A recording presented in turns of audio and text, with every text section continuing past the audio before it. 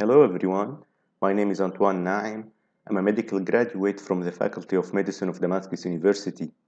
Today I'll be speaking about the effectiveness of the Ultralong GnRH Agonists Protocol in improving IVF-ET outcomes in patients with endometriosis. I have nothing to disclose regarding this presentation. As widely known, endometriosis is defined by the presence of endometrial-like glands and stroma out of the uterine cavity, and it affects approximately 10% of reproductive age women. It should be kept in mind that endometriosis produces its own estrogen through the positive feedback loop shown in the picture below. So endometriosis is an estrogen-dependent disease. When talking about infertility, some numbers should be kept in mind. 25 to 50% of patients with endometriosis suffer from infertility, while half of infertile patients have endometriosis.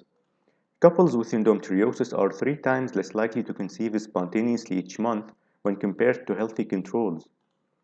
Patients with endometriosis are 35% less likely to conceive after an IVF-ET cycle when compared to patients with tubal factor.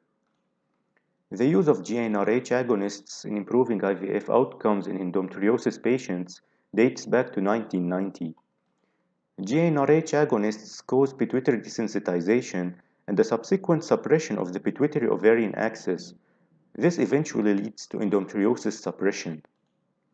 We have so far only 4 systematic reviews that investigated the effectiveness of the ultralong protocol in improving IVF outcomes in endometriosis patients. In 2006, Salam and colleagues concluded that the prolonged protocol increases the clinical pregnancy rate by 4-folds and also increases the live birth rate by 9-folds. It should be noted that this conclusion was driven on the basis of one study only.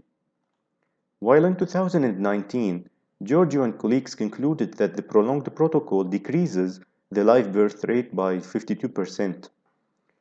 It's noteworthy that this conclusion was also driven on the basis of one study only that differed from that used in the analysis of Salam and colleagues. Additionally, Giorgio and colleagues concluded that the prolonged protocol has no significant effect on the clinical pregnancy rate. However, the quality of evidence was very low in both reviews. Neither of these reviews investigated the effectiveness of the ultralong protocol in improving IVF outcomes in patients with stages 3 and 4 endometriosis. Finally, I would like to say that a systematic review is only a tool to assess the available studies. Without robust research, a systematic review cannot draw reliable conclusions, no matter how robust it is. These are my references, and thank you for your attention.